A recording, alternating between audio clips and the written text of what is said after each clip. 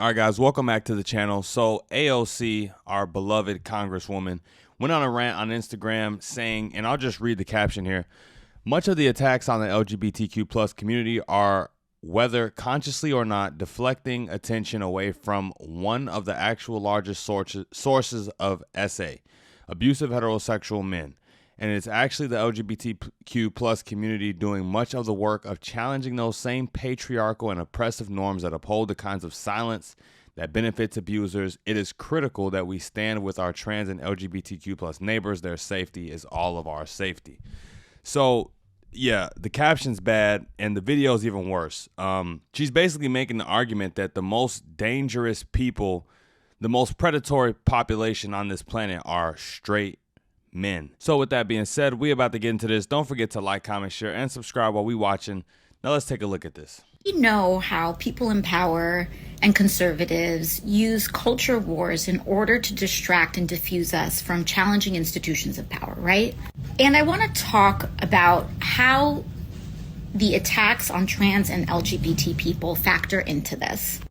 The first time I was ever hit on by a grown man, I was about 13 or 14 years old. I still had braces in my teeth. And if you ask a lot of women about the first time that they had encountered something like that, they will often say 11, 12, 13, 14 years old.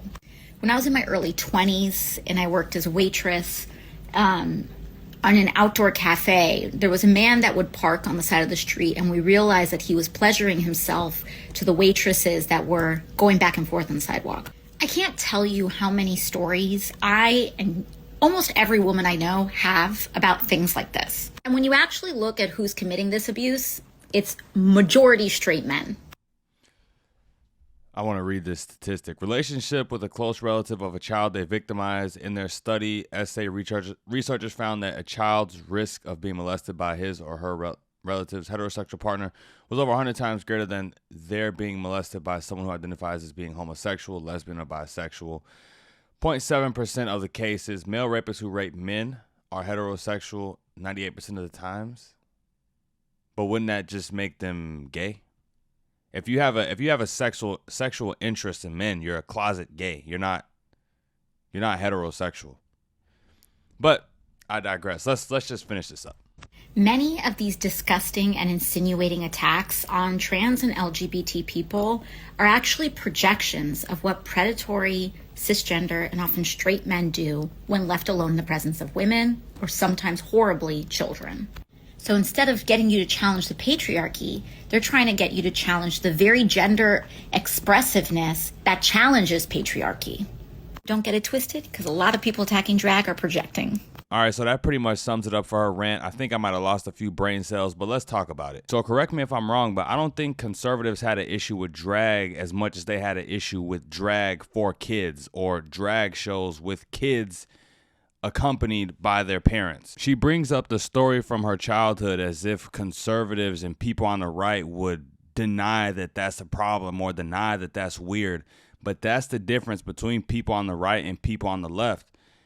People like her, AOC, refuse to call out or, bring any type of light to the way the LGBTQ plus trans whatever agenda is being used to creep in this perversion of children with the books that they are allowing them to read, with the drag shows that they're putting on, with kids putting on shows in front of groups of men and things like this.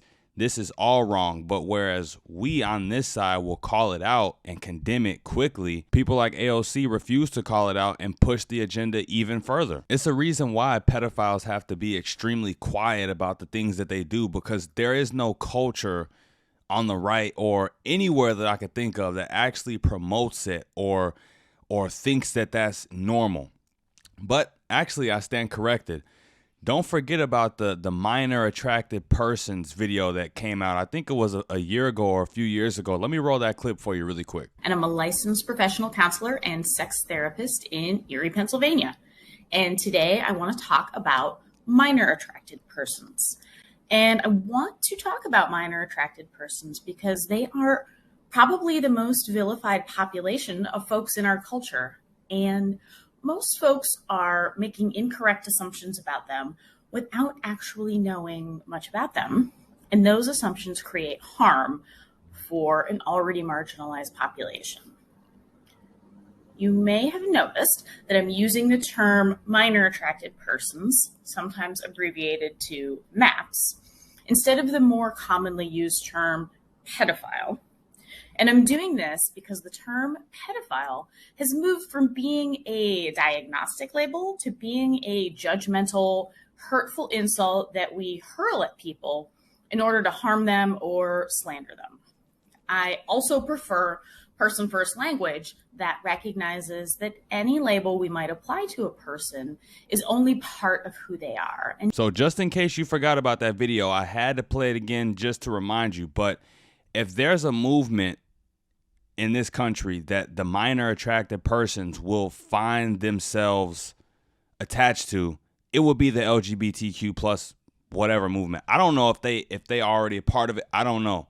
I'm not too sure about that. But if there was ever a movement that would allow such a thing, it'll be that movement. And if they have already, or if they ever choose to allow that into their ranks, then they'll be coming out calling AOC a bigot for speaking out against minor attracted persons. But I guess the point I'm trying to make is it doesn't matter who is participating in the perversion, sexualization, or the flat out abuse of children. It's wrong no matter if it's on the right or if it's on the left. You don't need to bring up an example of a pastor or of a priest and try to make this juxtaposition. It's all just wrong. But the problem is with the culture that she's helping to promote and refusing to speak out against is that it's promoting the type of platforms where people like Jeffrey Marsh can go on Patreon and talk to kids, and that's 100% normal.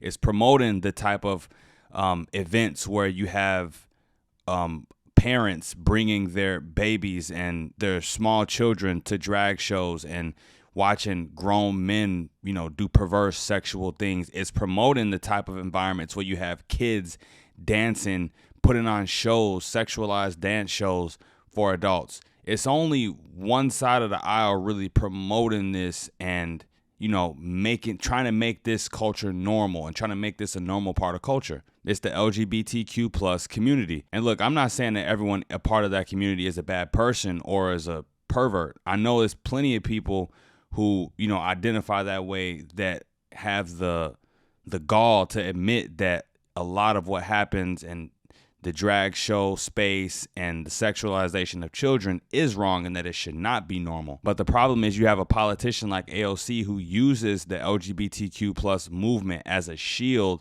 to attack the right instead of addressing the concerns that people on the right are speaking about. From what I can see, the drag space was pretty much left alone for a long time. They even had shows on television. RuPaul's Drag Race has been on television for a long time. And, like I said, it's been there. No one really had a problem with it. That was one of those things where you could just be like, all right, they doing their thing, I'm going to do my thing. I got no problem. But once children come into it, that's when it is a problem. It's not just about using a culture war to uphold the patriarchy. It's about noticing a direction in which our culture is moving in that you want to fight against because it's just not right. She's clearly exploiting the LGBTQ community and exploiting the culture war and attacking and putting a bad name on straight men. Straight men are people's fathers. Straight men are people of honor. Don't conflate straight men who are good fathers and good people and good citizens with pedophiles and molesters. Those are two entirely different camps we talking about. But that's it for the video, you guys. Don't forget to like, comment, share, and subscribe on your way out the door. And until next time, I'm out of here. Peace.